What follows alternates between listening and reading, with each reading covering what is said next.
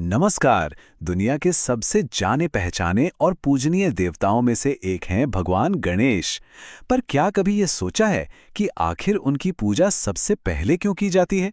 आज हम इसी गहरे रहस्य और उनके प्रतीकों के पीछे छिपे ज्ञान को समझने की कोशिश करेंगे। देखें, इस सवाल का जवाब सिर्फ कोई पौराणिक कहानी नहीं है, बल्कि यही वो कुंजी है जो हमें गणेश के आध्यात्मिक महत्व की असली गहराई तक ले जाती है। इसी से पता चलता है कि वो इतने महत्वपूर्ण क्यों हैं। तो चलिए इस ज्ञान की यात्रा पर आगे बढ़ते हैं। गणेश को आदि पूज्य कहा जाता है। इसका सीधा सा मतलब है सबसे पहले पूजे जाने वाले। लेकिन ये सिर्फ एक सम्मानजनक उपाधि नहीं है। ये असल में हर नई शुरुआत, हर शुभ काम और हर आध्यात्मिक रास्ते में उनकी असली भूमिका को तय करती है। जरा सोचिए, चाहे कोई नया बिजनेस शुरू हो रहा हो, कोई नया घर बन रहा हो या कोई बड़ी परीक्षा हो, परंपरा यही कहती है कि गणेश को सबसे पहले याद किया जाए। ऐसा माना जाता है कि वो आगे के रास्ते को साफ करते हैं, सारी बाधाओं को हटाते हैं, और यही आरंभ के देवता के रूप में उनकी सबसे खास पहचान है। और ये बात और भी दिलचस्प तब हो जाती है जब हम देखते हैं कि उनके पिता शिव आदि योगी हैं, यानी पहले योगी, ज्ञान के स्रोत। वहीं गणेश को आदि पूज्य का स्थान मिला है, यानी प्रथम पूज्य।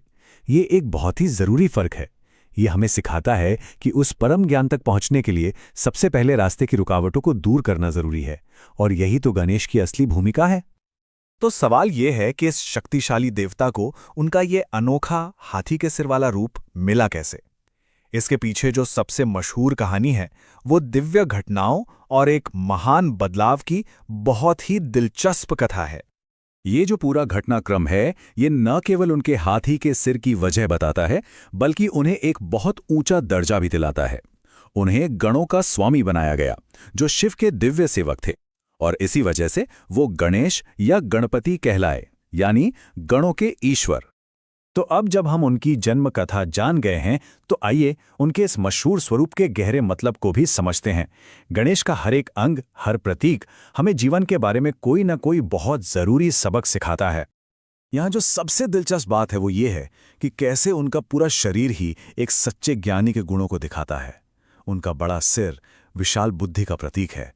बड़े कान हमें सिखाते हैं कि सुनो ज्यादा, बोलो कम।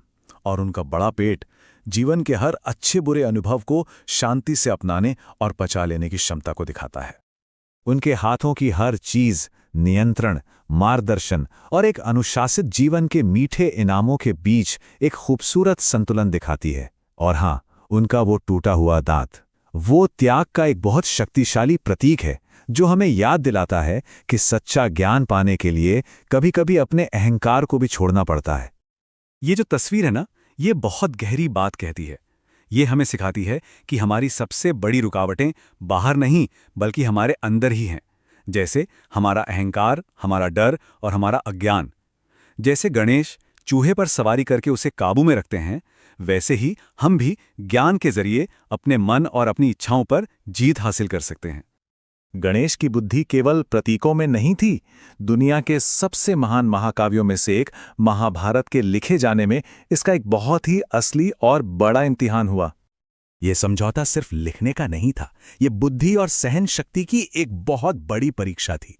सोचिए, व्यास बिना रुके बोलेंगे और गणेश हर श्लोक को सिर्फ सुनेंगे नहीं, बल्कि पूरी तरह से समझने के बाद ही लिखेंगे। इसी शर्त ने महाभारत को सिर्फ एक कहानी नहीं, बल्कि ज्ञान का एक गहरा ग्रंथ बना दिया। तो इसीलिए उनका टूटा हुआ दांत कोई कमी नहीं, बल्कि सम्मान का एक निशान है। ये ज्ञान के लिए किए गए एक बहुत बड़े बलिदान को दिखाता है।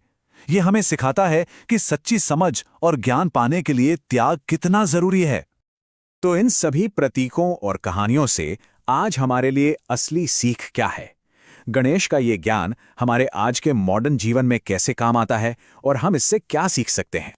उनके कई नाम उनके मुख्य काम को साफ साफ बताते हैं। जैसे विघ्नहर्ता, मतलब वो जो जीवन की बाधाओं को हर लेते हैं। बुद्धि प्रदाता, मतलब जो ज्ञान और स्पष्टता देते हैं। और सिद्धि विनायक, यानी जो सही दिशा में किए गए हमारे कोशिशों में सफलता देते हैं।